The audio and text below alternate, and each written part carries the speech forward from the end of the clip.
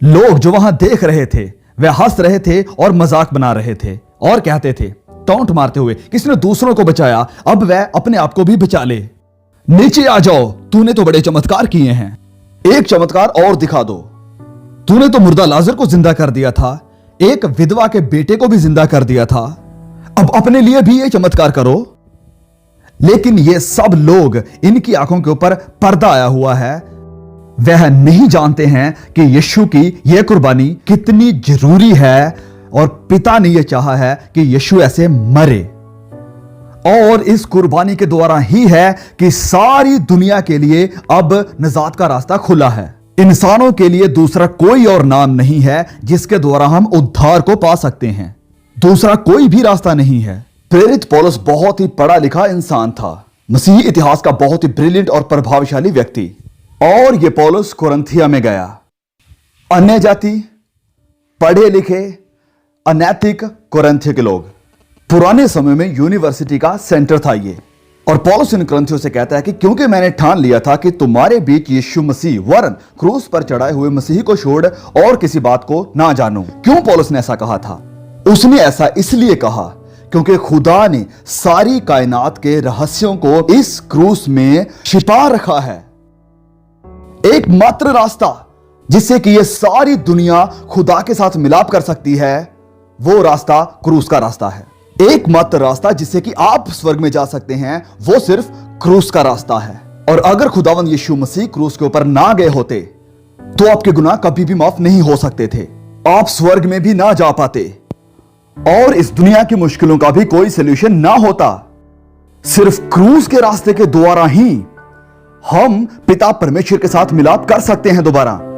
और इसीलिए यह जरूरी था कि प्रभु यीशु क्रूस के ऊपर लटका रहे। क्योंकि देखिए, इंसान परमेश्वर के खिलाफ विरोध करते आया है। आदम और हवा ने अदन में खुदा का विरोध किया और तब से लेकर हर इंसान ने खुदा की व्यवस्था को तोड़ा है और उसके खिलाफ गुनाह किया है। और इसकी वजह से इंसान और खुदा के बीच में जुदाई है। और इंसान का खुदा के साथ जुड़ने के लिए एक ही रास्ता है और वो है प्रभु यीशु के द्वारा। इंसान ने खुदा की व्यवस्था को तोड़ा और वह मौत के लायक है। वह सजा का हकदार था, वह नरक का हकदार था। लेकिन खुदा ने कहा नहीं, मैं अपने बेटे को भेजूंगा और वह आपकी सजा को, वह आपकी मौत को, वह आपकी नरक को अपने ऊपर लेगा और आपके हिस्से की मौत वह मरेगा। और अगर आप मेरे इस बेटे पर ईमान लाते हैं तो मैं आपके गुनाहों को माफ कर दूंगा, मैं आपकी जिंदगी को बदल दूंगा और आपको अंदरूनी शांति, आनंद और संतुष्टि दूंगा जिसे कि आप कहीं और नहीं पा सकते। तो प्रभु यीशु उस क्रूस के ऊपर बलिदान हो रहे थे आपके गुनाहों के लिए। हां, आपके गुनाहों के लिए। कुछ लोग ये कहते हैं कि आप अपने मैसेज को रेलेवेंट यानी प्रासंगिक क्यों नहीं बनाते हैं? तो सबसे ज्यादा रेलेवेंट मैसेज आपके लिए आज ये है कि प्रभु यीशु आपके लिए मरा। वह आपकी जगह पर मरा, उसने अपना लहू बहा दिया आपके लिए। और बिना इस अनुभव के कोई भी स्वर्ग में नहीं जा सकता है। हां, प्रभु यीशु क्रूस के ऊपर कुर्बान हुए और लोग उसके ऊपर हंसे और उसका मजाक भी बनाया। और दो लोग जो इस यीशु के विषय में बातें कर रहे थे और उसे करीब से देख रहे थे, वह ये दो अपराधी थे जो यीशु के साथ मर रहे थे क्रूस के ऊपर। और इनमें से एक उसका मजाक बना रहा था और इनमें से एक अजीब तरीके से शांत था। और आखिरकार ये एक जो शांत था मुड़ा और झिड़का इस अपराधी को, इस दूसरे डाकू को, और कहा कि हम तो न्याय अनुसार दंड पा रहे हैं, हम तो इस लायक हैं कि हमें क्रूस दी जाए, लेकिन ये बीच वाला इस लायक नहीं है। ये तो अच्छा इंसान है, वह तो बेटा है खुदा का। और फिर वह यीशु की तरफ मुड़ा और प्रभु यीशु से बहुत ही अजीब, बहुत ही हैरान कर देने वाली और बहुत ही महत्वपूर्ण बात कही। उसने कहा, मुझे याद रखना जब तू अपने राज्य में आए, मुझे याद रखना प्रभु।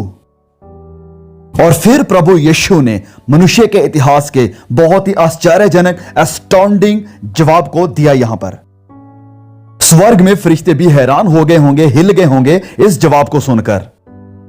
जब उन्होंने सुना प्रभु यीशु के इस जवाब को, प्रभु यीशु ने कहा कि आज ही आज ही तू मेरे साथ स्वर्ग लोक में होगा। सोचिए जरा, यहां पर एक पापी है, एक हत्यारा, जिसने अपनी जिंदगी में बहुत सारे गुनाह किए हैं और मर रहा है, यीशु की तरफ मुड़ता है जब मौत के मुंह में है और कहता है कि प्रभु मुझे याद करना। उसने यह भी नहीं कहा कि प्रभु मुझे माफ कर दो। उसने यह भी नहीं कहा था कि प्रभु मुझे अपने साथ स्वर्ग में लेकर जाना। उसने यह नहीं कहा कि प्रभु मुझे प्रेफर कर देना। वो बस कहता है कि प्रभु मुझे याद करना। और प्रभु यीशु का जवाब बहुत ही जल्द था। उसने कहा कि आज ही तू मेरे साथ स्वर्ग लोक में होगा।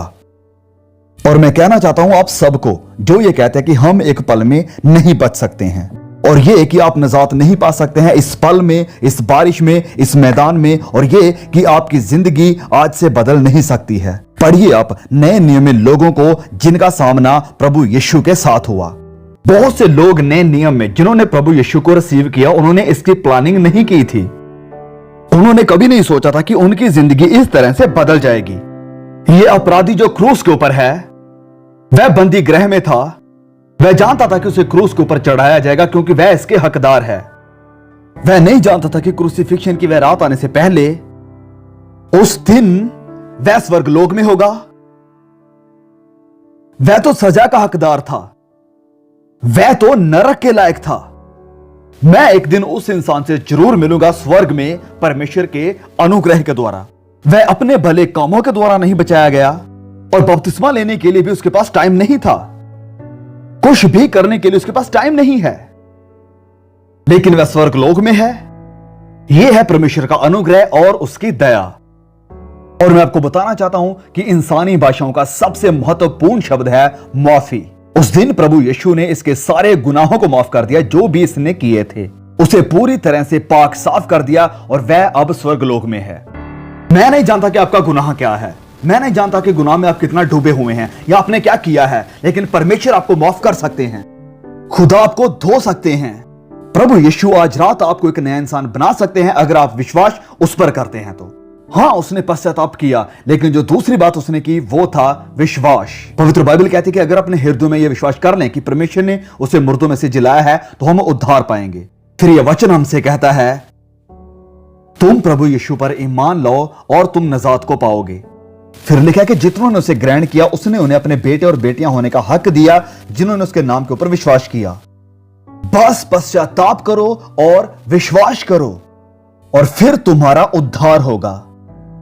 उसने कहा कि प्रभु जब तू अपने राज्य में आए, जैसे कि वह कल्पना कर रहा था खुदा के एक आने वाले राज्य की, और प्रभु यीशु ने उसे कहा आज अभी तेरा उद्धार होगा। आज अभी आप अनंत जिंदगी को पा सकते हैं। आप प्रभु यीशु के ऊपर विश्वास कर सकते हैं आज और अभी।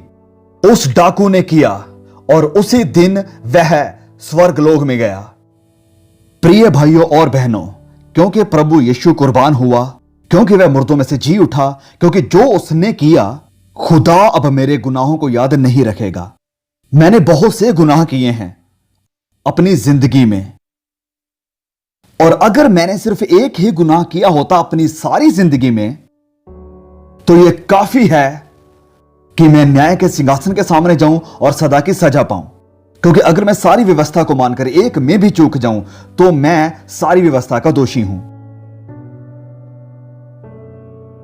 लेकिन परमेश्वर मेरे गुनाहों का लेखा नहीं करता है। उसने माफ कर दिया है वह सारे गुनाह जो मैंने किए थे।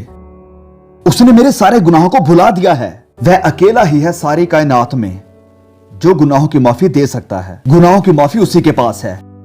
क्या आपने गुनाहों से माफी पाई है? क्या आपने अपने गुनाहों को प्रभु यीशु के कदमों में लाकर रख दिया है? क्या रात है अपनी जिंदगी यीशु को देने के लिए? ऐसा समय शायद आपके पास फिर कभी ना आए। पवित्र वचन में लिखा है नीति वचन 28:14 में कि जो अपना मन कठोर कर लेता है वह विपत्ति में पड़ता है। अब 2 घंटे से यहां इस बारिश में बैठे हुए हैं। बहुत से लोग आप में से पूरी तरह से भीग चुके हैं।